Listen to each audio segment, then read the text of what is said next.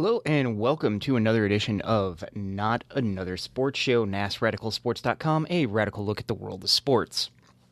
Our show is available for broadcast on college and community radio stations, low-power FM stations, and any of the over 180 stations of the Pacifica Radio Network. If you can't listen live or happen to miss any of today's show, you can get access by subscribing to our podcast feed on iTunes, Stitcher Radio, or the Google Play Store.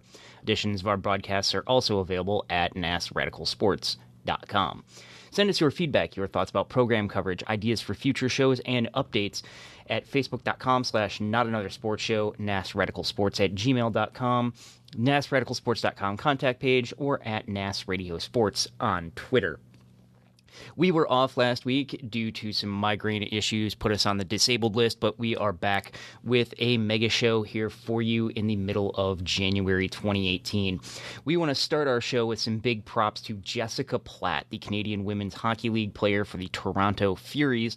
Recently this week came out publicly as being trans and has gotten support from the league as well as the Players Association. It is very cool and very awesome to see players being able to be who they are, live their truth, and use their platform, and the fact that these leagues are creating a more accepting environment and that these leagues are being able to be a positive force. So really awesome to see Jessica Platt being comfortable enough to make that public decision to come out as trans and using her platform in that very positive way.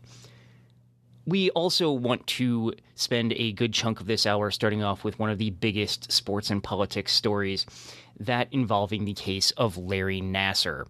And trigger warning, we are going to be talking about a lot of issues of sexual assault in this story. Larry Nassar is the now former team doctor for USA Gymnastics. He was also a former medical practitioner at Michigan State University for their athletics groups. And he had utilized his time in both of those positions to sexually assault and sexually molest over 140 different athletes that we know of that have come forward.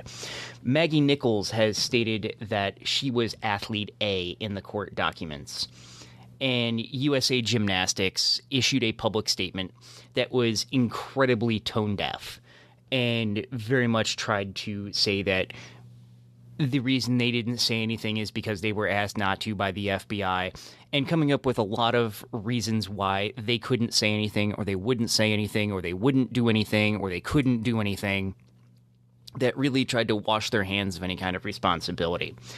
And Olympian Allie Raceman took to social media and absolutely let USA Gymnastics have it, saying, quote, "Stop victim shaming. Your statements are hurtful. If you do not believe that I and others were abused, then why pressure and manipulate us? We were molested by a monster you enabled to thrive for decades. You are 100% responsible. It was mandatory to get, quote unquote, treatment by Nassar. We must investigate to figure out how many flaws in the USA Gymnastics system. We must understand how this happened to make sure it never occurs again. This problem is bigger than Nassar. The system has to change so that athletes are safe. Enablers need to be held accountable. If athlete safety is the number one priority for Team USA and USA Gymnastics, why don't they want to know all the factors that contributed to the worst case of sexual abuse in the history of sports? Hashtag investigate, hashtag we need answers." And she's absolutely right that so much of this is largely focused just on Nassar, and very appropriately so, given the crimes that he's been accused of and facing criminal charges for. But we also have the accountability factor of those who were told, those who heard the allegations and appeared to have done nothing about it. That how could these allegations go for so long within USA Gymnastics and at Michigan State University and no one stepping in and doing something? Simone Biles also took to social media and stated, quote, "I too am one of the many survivors that was sexually abused by Larry Nassar. This behavior is completely unacceptable, disgusting, and abusive, especially coming from someone whom I was told to trust. I will not and should not carry the guilt that belongs to Larry Nassar, USA AG, and others." as impossibly difficult to relive these experiences, and it breaks my own heart even more to think as I work towards my dream of competing in Tokyo 2020. I will have to continue to return to the same training facility where I was abused. As I continue to work through the pain, I kindly ask everyone to respect my privacy." Close quote. And with this, the statements from Raceman, the statements from Biles, and a lot of public outrage, USA Gymnastics has now formally cut ties with the Caroli Ranch, where a number of training sessions had been done monthly in Texas, and where, as a number of the survivors have stated, they were abused by Nasser. And so USA Gymnastics, after a lot of public condemnation, after a lot of athletes coming out and making these very public statements challenging USA Gymnastics and the USA Olympic Committee, that they're finally at least making that step. The former USA Gymnastics doctor has been listening to survivor impact statements over the last few days, and there have been scores and scores of women coming in and giving their survivor impact statements, and there have been a number of them that have been incredibly, incredibly powerful. We saw Michaela Maroney speak out, and a lot of the discussion about that was that she had settled with USA Gymnastics for $1.25 million for the abuses that she suffered at the hands of Larry Nasser, and that they had signed a non-disclosure agreement saying that if she was going to say anything publicly, including even a victim impact statement at a trial, she could be fined $100,000 for violating the non-disclosure agreement between her and USA Gymnastics. And there was a lot of discussion about would she face this fine, even after she came forward and very publicly said something about being a survivor. Was USA Gymnastics going to enforce this non-disclosure agreement? Well, USA Gymnastics did the right thing and have stated that they will not fine her. They said that speaking, quote, has been her right, and USA Gymnastics encourages Michaela and anyone who has been abused to speak out, close quote. To which makes me wonder, if you thought it was her right to speak out, and you thought it was the duty of anybody that was abused to speak out, why did you make her sign a non-disclosure agreement? Why did you put in a $100,000 fine if you thought it was her right to speak out and encouraging people to speak out? How is the threat of a six-figure fine encouraging someone to speak out or recognizing that it's their right to speak out?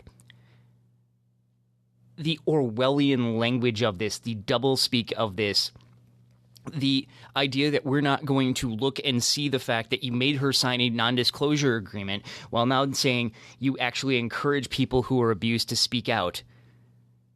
It doesn't, this dog doesn't hunt. It doesn't work logically. And according to Michaela Maroney's lawyer, the only reason they're not fining her the $100,000 is, quote, because people were outraged by USAG's behavior towards Miss Maroney and her family, close quote, and that a number of people offered to pay her $100,000 fine. Most notably, model Chrissy Teigen came forward and said that if she indeed was fined, that Chrissy Teigen would be absolutely happy to pay the fine for her. This is the same USA Gymnastics, this doublespeak of, we're going to make people sign a non-disclosure agreement and threaten six-figure fines, even if you speak in the form of a survivor or victim impact statement in court, that you can be fined for violating the non-disclosure aspects of this. This is the same USA Gymnastics that filed a motion at the end of last year in December 2017 trying to keep themselves out of a civil suit that was filed by the survivors of Nasser. And USA Gymnastics in that said they had, quote, no legal duty to protect plaintiffs from Nasser's criminal conduct and, quote, no duty to warn Michigan State University, TriStars, or others about the reported concerns about Nasser, close quote. This is a group that said they had no duty to actually protect the athletes. No duty to actually protect the people who are there under their care and under their protection. No duty to protect them. But yet they're going to possibly fine Michaela Maroney $100,000 even if she came forward. And the only reason, arguably, that they're not doing that is because of so much righteous public outrage facing them down. That they really refused to acknowledge or deal with this in any kind of substantive way when a number of athletes were speaking about it. Allie Raceman noted that if you didn't believe that I and others were abused, why pressure and manipulate us, to use her words. That this was the pressure that was brought down. USA Gymnastics pressured and pressured and pressured. And once it became very clear that that pressure was not going to work, that pressure was not going to function, they've now started to try to paint themselves as being supporters of all these athletes, saying they encourage anyone who's been abused to speak out, while making them sign non-disclosure agreements for 6 figures. This is the same group that said they had no legal duty to protect anybody and no legal duty to actually warn anyone. At the victim impact statements, Allie Raceman was very, very powerful in her 13-minute plus victim statement, and it's an amazing statement to watch and to read. She was talking not only to Dr. Nasser, she was also talking to members of the USA Olympic Committee and talking to the judge about the need to go further and investigate who enabled Larry Nasser to engage in this kind of conduct and this kind of behavior. She did say, quote, "You do now realize the women you so heartlessly abused over such a long period of time are now a force, and you are nothing." And that she will, quote, "not rest until every last trace of Nasser's influence on this sport has been destroyed like the cancer it is." And then talked to USA Gymnastics CEO Carrie Perry that she has taken on an organization that, quote, "I feel is rotting from the inside. This may not be what you thought you were getting into, but you will be judged by how you deal with it." And also noted that USA Gymnastics is, quote, "continuing to issue statements of empty promises, thinking that will pacify us, will work no longer." This is absolutely true, that condemning Nasser, going after Nasser, and making sure he gets the punishment and the full extent of accountability for what he did, that's absolutely important. But we also, as Raceman notes, need to see how these institutions of USA Gymnastics, of how Michigan State University, how these organizations deal with this issue, because this went on for decades. Athletes had made statements, athletes had made allegations, and nothing was very seriously done. Raceman said, quote, "I have represented the USA in 2 Olympics and have done so successfully. And both USA Gymnastics and the U.S. Olympic Committee have been very quick to capitalize and celebrate my success. But did they reach out when I came forward? No. For this sport to go on, we need to demand real change, and we need to be willing to fight for it. It's clear now that if we leave it up to these organizations, history is likely to repeat itself. Now is the time to acknowledge that the very person who sits before us now, who perpetrated the worst epidemic of sexual abuse in the history of sports, who is going to be locked up for a long, long time, this monster was the architect of policies and procedures that are supposed to protect athletes from sexual abuse for both USA Gymnastics and the U.S. Olympic Committee," close quote. And that's absolutely true. We need to continue to look at these issues, that this goes far beyond just Larry Nasser, that we need to look at what these institutions did and how they need to be held accountable for what happened and how we can make sure that this doesn't happen ever again. Jordan Weber, who competed in 2012 and was not known to be a survivor, gave a survivor impact statement and talked about how, quote, "nobody was protecting us. Nobody was even concerned if we were being sexually abused. The lack of accountability from USAG, the U.S. Olympic Committee, and Michigan State makes me confused and disappointed. Larry Nasser is accountable. U.S. Olympic Committee is accountable. And now it's time for change because the future gymnasts do not deserve to live in fear." And I'd also add here, Michigan State deserves to be held accountable based on the information that's come out thanks to the investigative reporting of the Detroit News. That the Detroit News has been engaged in some really big investigative reporting in this, and they found that at least 14 members of the university were told about Nasser's abuses as early as 1992, and nothing was done. And yes, one of the people who were allegedly told about a Title IX complaint filed against Larry Nassar, as well as a police report, was university president Lou Anna Simon. The same university president, Lou Anna Simon, who the Board of Trustees just gave this week a vote of confidence and a vote of support despite the calls for her to resign or to be fired. The school acknowledged that they've been, quote, perceived as tone-deaf, unresponsive, and insensitive to the victims. Yet they're going to continue to have her on board. The Detroit News found that in 1997, Larissa Boyce told a coach and the head gymnastics coach at Michigan State University that she was abused. The coach said that she must have misunderstood what happened and then had a group of gymnasts come forward and asked them, and another gymnast also alleged abuse. Boyce alleges that when the head gymnastics coach at Michigan State University was told, Kathy Cleggs, she said, quote, "I can file this, but there are going to be serious consequences for you and Nassar. I said I don't want to get anyone in trouble." Boyce also said that Cleggs told Nassar, but then didn't tell anybody else.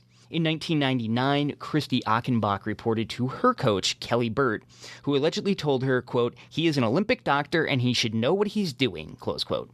Burt, when asked about this by the Detroit News, started crying and said that she did not remember having this conversation. Tiffany Thomas Lopez in 2000 told her team trainer, as well as Michigan State's athletic trainer Destiny Teachnor-Hawk, saying, quote, "I was assured that this was actual medical treatment. If I decided to go pursue something, I was going to cast a burden over my family." That Hawk allegedly said that it was going to cause a lot of heartache, it was going to cause a lot of trauma. Why would I want to drag him through this? And Teachnor-Hawk has said that no athlete ever talked to her about Nassar. In 2014, a Title IX investigation found that the medical treatment was somehow appropriate and that no criminal charges were ever going to be filed. Between then and the arrest, Michigan State Police noted that at least 12 more assaults happened. And yet, in December 2017, President Lou Anna Simon came before the public and said, quote, "The evidence will show that no Michigan State official believed the Nassar committed sexual abuse prior to newspaper reports in the summer of 2016. There are a number of allegations, and I didn't even include all of them in this news report, from the Detroit News doing their investigative work, going back as far as 1992, showing that people were told. So given all of this, how does Michigan State give her a vote of support? How does Michigan State decide that they're going to support this president who was at the helm of one of the worst sexual abuse in sports scandals ever? How do they decide that they're going to continue to support? USA Gymnastics said that they had no legal duty to warn. Michigan State said that they are going to vigorously defend themselves in court and that they're going to make arguments which are going to make a number of people very swiggy about the treatment of the survivors who have come forward, but arguing that that is not how they truly feel about survivors. It's just going to do what they need to do to try to legally save their skin in court. But it's not actually how they believe. Well, if your actual beliefs don't allow you to really make decisions about how you're going to function in major cases like this, then they're not really your beliefs, are they? You're listening to Not Another Sports Show, NASRadicalSports.com, a radical look at sports. We've just been talking about the horrid responses from USA Gymnastics and Michigan State University in light of one of the biggest sexual assault scandals in sports, the sexual abuse cases of gymnastics with Larry Nassar. Coming up on the show, we're going to get into Donald Trump's comments about the NFL, some happier news about Cap's $1 million challenge, talking some concussion news, and also getting into some outspoken athletes in the NBA. So we are going to move on to the world of football.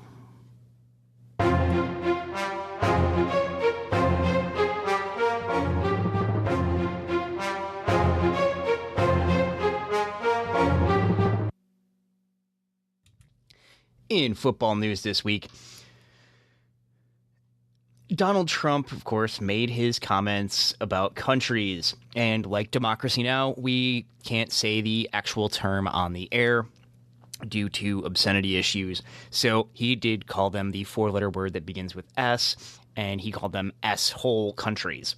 Well, Sage Rosenfels noted that his nonprofit work is being done in Haiti to try to help this, and highlighted the fact that Donald Trump's statements were not helpful, in that Pierre Garcon Instagrammed a video of Anderson Cooper talking about his interactions with Haiti and the tenacity and the work that they've done to combat injustice. And in a lot of these discussions about these countries, we never really look at how the U.S. and how the West had massive influence and massive impacts in those countries. We never really look at the fact that we've been interfering as a country in their governments. We've been interfering in their social movements for decades upon decades upon decades, helping prop up the Duvaliers in Haiti, keeping Jean-Bertrand Aristide out of office in Haiti, the huge amounts of abuses in Central and South America and a number of countries, thanks to the School of the Americas, now known as the Western Hemisphere Institute for Security Cooperation, killing people who were engaged in criticizing the authoritarian abuses of their governments. We never really look at those. And it's quite important when people are talking about, well, he's saying the truth, that we look at the impacts of what the United States and other Western powers have been on those countries and the long-term status of those countries, about why they are the way they are today. Colin Kaepernick announced that his last $100,000 donation for his $1 million pledge that he is now on the last legs of is going forward, and it's going to be $10,000 a day for the 10 days of the challenge.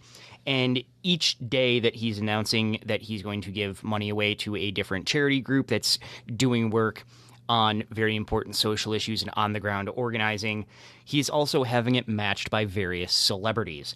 So the very first day of this, his $10,000 was matched by $10,000 from Kevin Durant.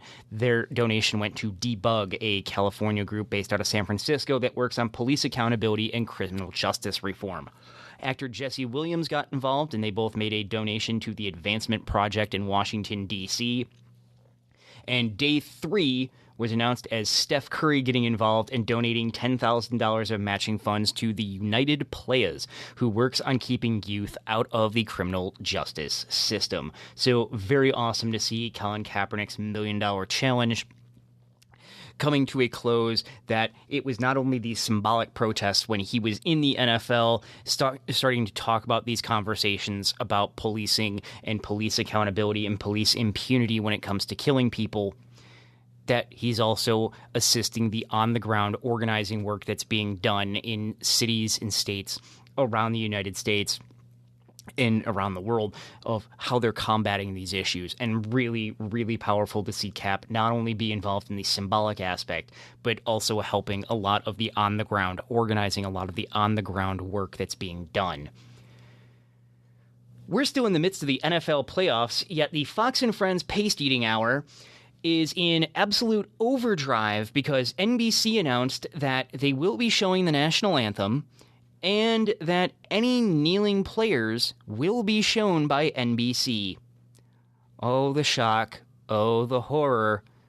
The humanity. Start clutching your pearls now. They're going to show people possibly taking a knee during the national anthem of the Super Bowl. Katie Pavlich said, quote, "Didn't half of their viewers just turn off the dial for the Super Bowl weekend?" Close quote. No, Miss Pavlich. It's still going to be one of the most watched shows in the United States. It's going to be one of the most watched shows in the country. It's still going to be a hugely watched show because most people aren't even going to necessarily tune in to watch the national anthem aspect of it because they're going to be too busy partying and hanging out and eating food with their friends, that most of the time these Super Bowl parties end up devolving into just sitting around and having fun with your friends rather than necessarily paying full attention to the actual game that's on the field. Dan Bongino said, quote, I want to tell the people, get off your damn knees and stand up for the American anthem that people died for in this country. Go out there and do it on your own time. These are our fields. This is our brand. You are going to stand and you're going to put your hand on your heart, or that $1 million salary is getting flushed down the toilet bowl. If they don't fix this problem, I can almost guarantee you from 4 or 5 years, the NFL is going to be field hockey or the field hockey of modern sports. I was a Raiders and Ravens fan, and I'm telling you, it destroyed my soul when I watched the Super Bowl last year. The NFL and me, we are absolutely, completely divorced. Which makes me wonder, do they want their precious little football game to be a safe space because they're triggered about someone taking a knee? Are these the precious little snowflakes who are so triggered at someone taking a knee during a song that they like that they want their precious little football game to be a safe space? See, I can take their weaponized language about snowflakes and safe spaces and being triggered and throw it back at you. It's not that hard. It's rank hypocrisy that they start talking about people of the left, they want their safe spaces. They're little snowflakes. They can't handle things. Well, I'm not the one sitting here complaining about a guy taking a knee during a song. I'm the one sitting here complaining about how the state is able to use its police to kill people and then not face any actual real investigation, and in many cases, no criminal charges for it. And if they do face criminal charges, they're usually found not guilty, even though it's on tape. That's what I'm concerned about. I'm not concerned that somebody took a knee during a song. That's not what outrages me. And if you want to say I'm triggered because I'm more concerned about people dying and the state having impunity with that aspect, then that says a lot about you than it does about me. Do you really want your precious little football game to be a safe space? And saying that it destroyed your soul to watch the Super Bowl. Dude, you weren't even a Falcons fan. How did it destroy your soul? This is the most snowflakiest snowflake language that I have ever heard, and I can take that weaponized language and throw it back at them. And honestly, if you want people to stand for the anthem, get off your damn knees and stand up for the American anthem that people died for in this country. Makes me ask one question. Are you standing for the anthem in your home? For all the people who are as mad as Dan Bongino is and the Fox and Friends paste-eating hour, as mad as you are about the anthem, as mad as you are you standing when you're at home when the national anthem comes on? Do you put down the popcorn, the pizza, and the pork rinds and get up and salute the television while the national anthem's on? Or are you sitting in your recliner, or are you sitting on the couch getting mad that a player's taking a knee while you're sitting on your duff during the exact same song? And then they also suggested, well, a solution is that you can just fast forward through it. Oh, so the anthem is so incredibly important to you that you can just fast forward through it. That's the problem with this argument. They're mad not about the anthem being disrespected. They're mad that they can't treat people of color as second-class citizens and that people of color and their allies are speaking out about it. That's what they're mad about. They can dress up all the other arguments and all the stuff and all the flowery language of patriotism and that people died for this and stuff. Yeah, they can dress it all up. But when it comes down to it, they're mad that people are calling out the second-class treatment of people of color. And arguably, you can make a historical case that people of color have been treated as second-class citizens for a very, very extended period of time in this country, going back decades. That's what they're mad about. And don't forget that. Do not ever forget that. That's what they're really mad about. They are not mad that the particular players are taking a knee and that their song is being disrespected, because they're likely sitting at home, not standing up, saluting the television when it's on, or that the national anthem is so precious to them that they can just fast forward through it, because they're overplaying their hand. Their argument falls apart because they're not really concerned about the anthem. They're concerned that people of color are speaking out about being treated as second-class citizens and their white allies are helping them. In concussion spectrum injury news, new research is out that's fairly nascent, with just a few human brains in the study and some animal brains being involved in the studies as well, that shows that it isn't just concussions and people claiming that have suffered a concussion being connected to CTE, chronic traumatic encephalopathy, the trauma-induced brain disorder, but it's just blows to the head. Not even very serious blows to the head, but the culmination of a number of blows to the head, leading to contributing factors of CTE. This is some very nascent research, and it's going to be something that we definitely want to keep our eyes on. And we will certainly be talking about in a future episode as more of this comes about. But Richard Sherman was asked about his thoughts about the NFL's concussion protocol and donating his brain to CTE research. And Sherman, the Seattle Seahawks player who went out with a Achilles injury this past season, but is a very eloquent and very interesting player to hear speak not only about issues of sports but also issues about politics, said about the NFL's concussion protocol, quote, "I think it's an absolute joke. It's for public opinion, for them to show the public that they care about the players, they care about player safety. It's a show of good faith and goodwill that they said we were going to have an independent trauma expert, an independent neurologist to prove people, and the same things are happening that were happening before. The Tom Savage play where he was looked at by the independent neurologist and they approved him to go back in the game, now the team is being ridiculed. How about the league gets ridiculed by letting him go back into the game? Because they approved it. The independent neurologist, which is hired by the league, approved him to go back into the game," close quote. And that's absolutely true, which is why they've started to change these policies again and again and again. And they can find all sorts of loopholes with these policies and continue to try to, patch up the loopholes and patch up the loopholes. But that's really honestly just trying to make the safer cigarette. There is no safe way to play football. There is no safe way to engage in that game. It's like trying to make a safer cigarette.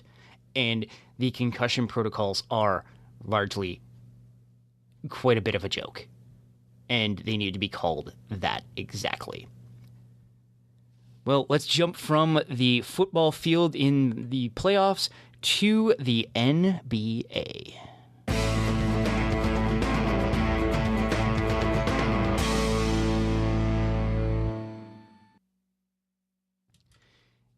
In NBA news, the NBA also had responses to Donald Trump's S-hole country's comment about immigration. That Masai Ujiri, the team president of the Toronto Raptors, had a response about immigrants coming from those countries. Ujiri is from Nigeria and issued a statement saying, quote, "This summer I went to Kigali and Nairobi and Lagos. I went to Kampala and Abidjan and Dakar and Johannesburg, and I saw many great cities and great people. And I went to visit the refugee camp in Dadaab, and I met good people and good families with plenty of hope. If those places are being referred to as expletive deleted, go visit those places and go meet those people. I don't know that just because someone lives in a hut, that doesn't mean that isn't a good person, that person can't do better, that person isn't capable of being great. And just because it's a hut, whatever that means, doesn't mean it's not a home.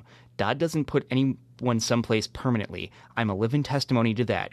If I grew up in an expletive deleted, I'm proud of my expletive deleted."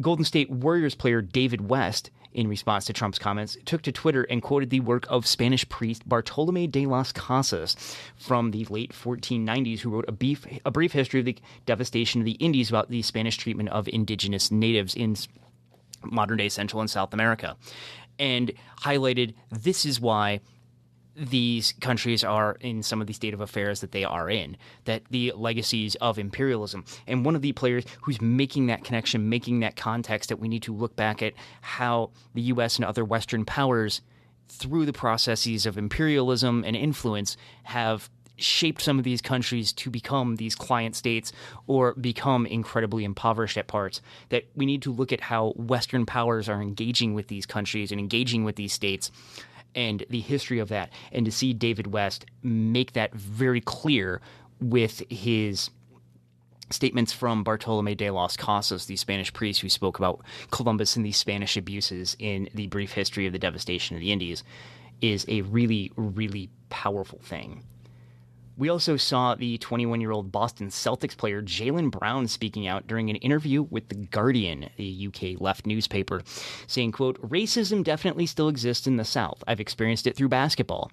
I've had people call me the N-word. I've had people come to basketball games dressed in monkey suits with a jersey on. I've had people paint their face black at my games. I've had people throw bananas in the stands. Racism definitely exists across America today. Of course it's changed a lot, and my opportunities are far greater than they would have been 50 years ago. So some people think racism has dissipated or no longer exists, but it's hidden in more strategic places. You have less people coming to your face and telling you certain things, but Trump has made it a lot more acceptable for racists to speak their minds." And that's absolutely true, that racism is still here, that the very overt stages of racism are certainly becoming increasingly popular thanks to the president and the pushes of allowing that to be acceptable speech and endorsing those sorts of things, and really refusing to kind of call out some of their most noted racist supporters. But racism is still a very real issue, and that it is, as this 21-year-old Boston Celtics player Jaylen Brown notes, you have less people coming to your face to tell you certain things because it's hidden in more strategic places. He highlights some of those, saying, "When I went to the University of California, Berkeley, I learned about a more subtle racism and how it filters across our education system through tracking, hidden curriculum, social stratification, and things I had no idea of before. I was really emotional."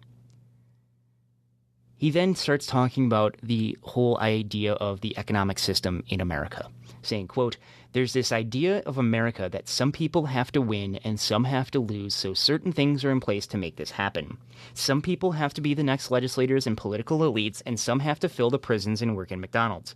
That's how America works. It's a machine which needs people up top and people down low. Even though I've ended up in a great place, who is to say I wouldn't have been here without basketball? Where I would have been without basketball. It makes me feel for my friends and my little brothers or cousins who have no idea how their social mobility is being shaped. I wish more and more that I can explain it to them. Just because I'm the outlier in my neighborhood who managed to avoid the barriers set up to keep the privileged in privilege and the poor still poor, why should I forget about the people who don't have the same chance as me? That's the reality, because sports is a mechanism of control. If people didn't have sports, they would be a lot more disappointed with their role in society. There would be a lot more anger or stress about the injustice of poverty and hunger. Sports is a way to channel our energy into something positive.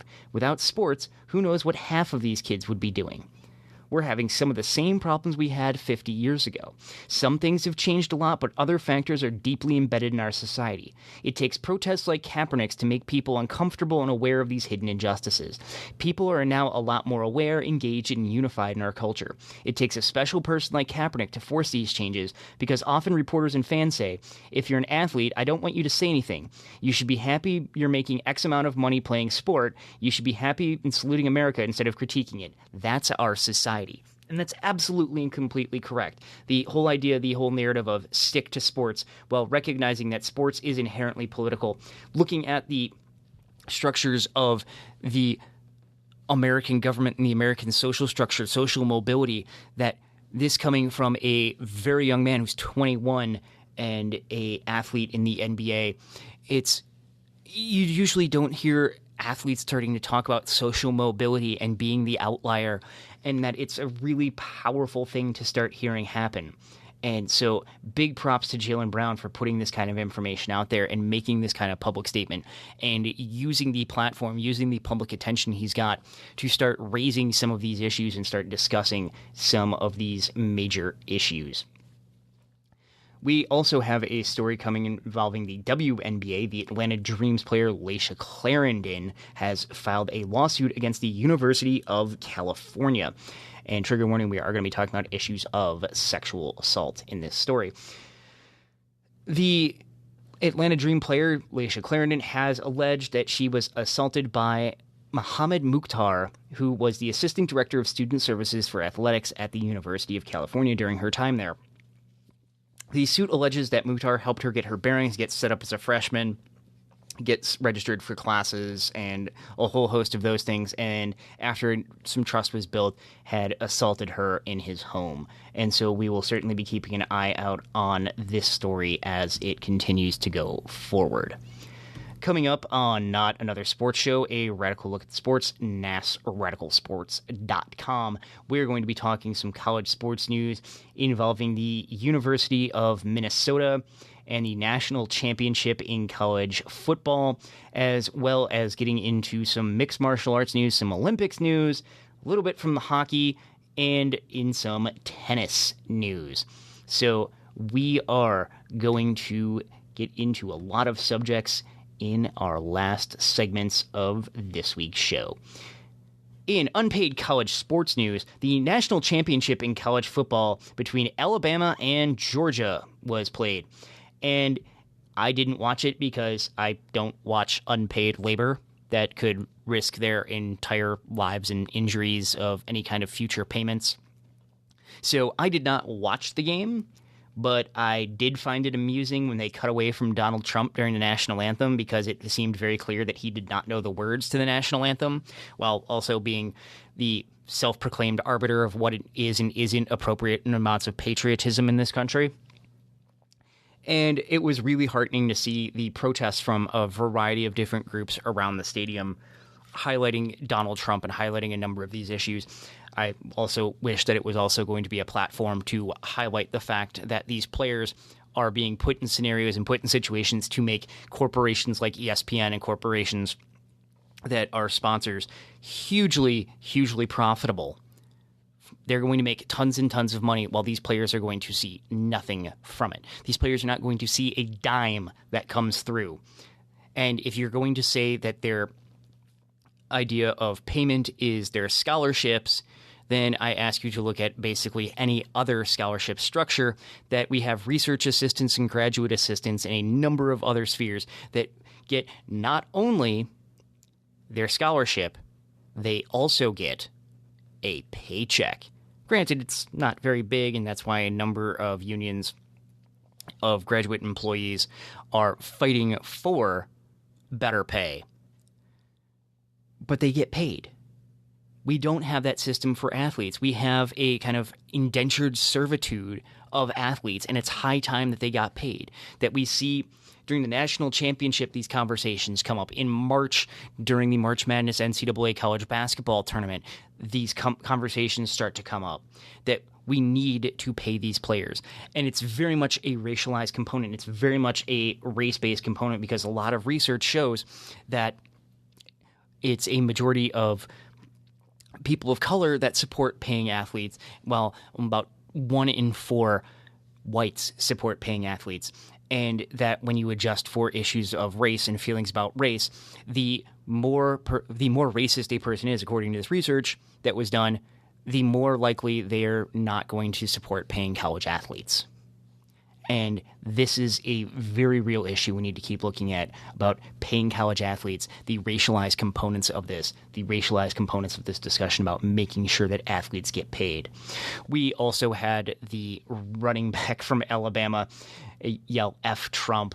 However, he's saying that it is F Georgia is what he yelled before the game. And if it was Georgia that he said in that video that I watched about 6 or 7 times to try to make out what it is that he actually said, then maybe I need to clear out my ears a little bit because every time I heard it, I heard Trump. I didn't hear Georgia. The University of Minnesota, and trigger warning, we're going to be talking about issues of sexual misconduct and sexual assault in this story. A day after basketball player Reggie Lynch was expelled for sexual misconduct for being found responsible in 2 cases from April of 2016 and a third case from May of 2016 where he was not found responsible. After being found responsible in these 2 cases from April 2016, the school has suggested to expel him. He is appealing that case and has hired a lawyer who went on to have an incredibly odd and weird press conference. The lawyer said things like, quote, "Frankly, I don't think that it's fair that they can air him out publicly and they can stay behind a curtain, but that's my own thought. If you print that, my wife will probably kill me," close quote. I'm sorry, it's entirely fair. It's absolutely and entirely fair. You don't name survivors unless they've publicly asked to be named because they're going after prominent people, are you dense? Putting a individual person's life under an absolute microscope, from the fans of the basketball team or the fans of the football team. It's going to be basketball in this particular case, but the rabid fan base of these teams, or the public structures. And I mean, look at the recent Senate race in Alabama, where people came out and accused the Republican candidate Roy Moore, and the huge amount of backlash that they received. That's why you don't have to have survivors go public with their names and have every last part of their life dragged through the mud. That's why you don't have it. And he recognizes that statement is wrong because he says that his wife is probably going to get mad at him. He also described the public time that we're in with the Time's Up and the Me Too movements, saying, quote, "It's a little bit like where there was all this hysteria when World War II started, and we had the Japanese internment camps, and everybody rushed out of fear to do something like that. And we look back now and we think, oh my God, what were we doing? How wrong was that to assume all of them guilty and a threat and everything else and lock them up? And that's what we're going to do. It's a little bit like that right now. Yes, is it alarming? No, so it's not a perfect analogy, like I said. But it is the concern there that we're in this hysteria right now, and we're like, shoot first and ask questions later, and we'll just deal with it. And so what if the Japanese American really wasn't a threat? Oh, well, at least we felt better. We felt safer. It's not like Japanese internment at all. It's not like Japanese internment. There are thousands and thousands and thousands of men on the University of Minnesota campus who are not walking around in fear. There are thousands and thousands and thousands and thousands of men walking around cities all over the country who are not living in fear. You know why? Because they've never sexually assaulted anybody. That's why. They've never engaged in that kind of misconduct. That's why they're not walking around in fear. This idea that a handful of people are being held accountable for their alleged behaviors and being found responsible for those behaviors. It's not anything like Japanese internment. It's not anything like it at all. We're not assuming that all men are guilty or a threat, and we're not locking them up at all. It's completely ludicrous, and to argue that this is somehow similar to Japanese internment is an insult to the thousands and thousands of families who suffered under the Japanese internment policies. He then punctuated this by saying, "We've got the Me Too movement right now, but I wonder when, if ever, we're going to come up with a what about me movement." To answer your question, no, we're not going to have a what about me movement unless that movement's about people like Woody Allen and others who have yet to face the real public repercussions of their behaviors. That would probably be the only real what about me movement that we'd be having. Just really horrid apologies from this lawyer trying to defend a player that's been found responsible of 2 cases of sexual misconduct, and trying to tie the fact that his client is being accused of this and recommended to be expelled to Japanese internment.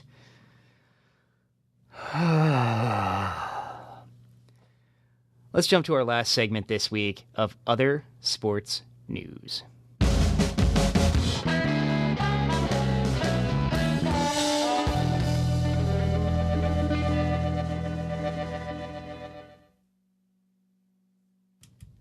In other sports news, the Cameroonian-born #1 contender for the UFC, Francis Ngannou, who is going to be headlining UFC 220, talked about Trump's comments involving the S-hole countries, and he said that America is the country of immigration and that Trump is, quote, the shame of America.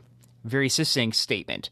And he's absolutely right. America is a country that's been born on immigration, based on immigration, and the fact that we're now vehemently against immigrants is something that's, of course, in part and parcel of American history. You can go back to the 1800s with different waves of immigration coming in, that we've always been fairly xenophobic of the waves of immigrants coming into the country and being mad about it and calling out the different waves of immigration as they're coming in. that the xenophobic movements of Donald Trump are not really anything particularly new, but it is pretty awesome to see Francis Ngannou using the platform that he has, being the headliner of UFC 220, to be speaking out on the issues of immigration. Meanwhile, in hockey news, Kid Rock has been hired for the All-Star Game.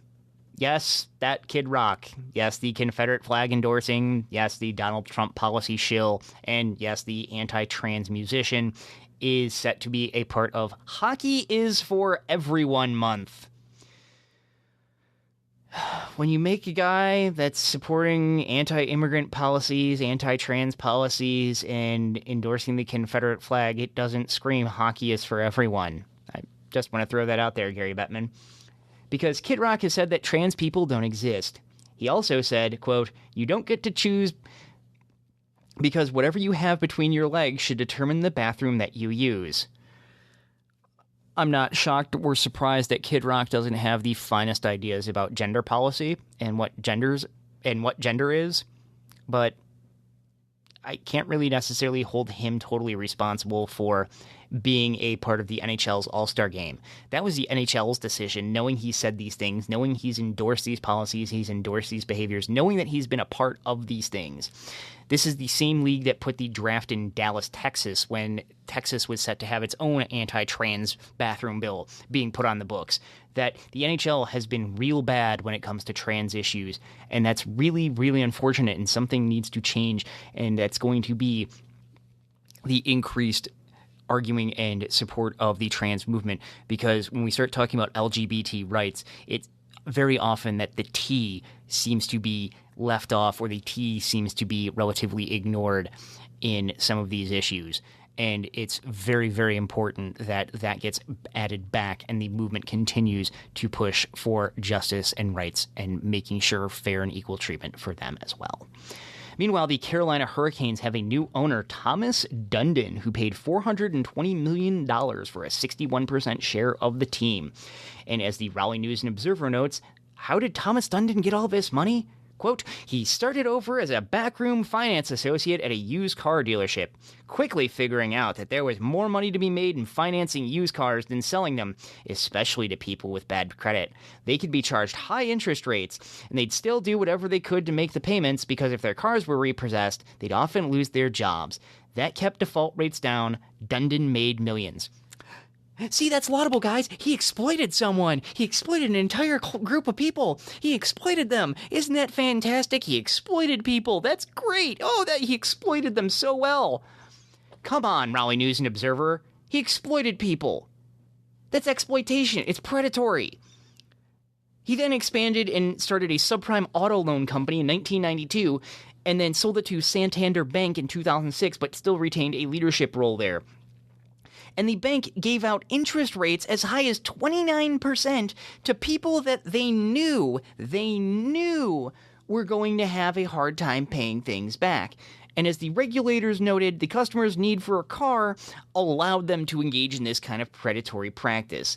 The state of Massachusetts estimated, quote, that 42% of subprime loans carried in Massachusetts between 2009 and 2014 have already defaulted or will end in default. By late 2017, people owed $1.21 trillion in car loan debt, and Santander was near the top because of these predatory practices. Dundon resigned in 2015 over these practices, and Santander settled with the state of Missouri for $22 million for, quote, its role in facilitating unfair high-rate auto loans for thousands of Massachusetts car buyers. Dundon then cashed out for $713 million. They make millions and millions and millions and millions on these predatory practices. They pay back a slap on the wrist, and that's somehow justice? That's somehow justice? This guy is now a owner in the NHL. I'm not really one to think that the NHL has very many standards for ownership structures, given the fact that I was a fan of Chicago's team for a number of years, and the owner there, Bill Wirtz, and some of his atrocious behavior. Like, it's a really low bar for some of these owners to just engage in moderately ethical behavior. But the fact that we have a guy who made his millions on subprime predatory loans being allowed to be an NHL owner says something recently about the NHL's decisions, policies in making these arguments of what they're going to support. In Olympics news, and we're going to close out with some positive news this week, the first openly gay Winter Olympian for the United States, Adam Rippon, has been speaking out about Mike Pence, the vice president, leading the U.S. delegation into Pyeongchang. He said, quote, "You mean Mike Pence? The same Mike Pence that funded gay conversion therapy? I'm not buying it.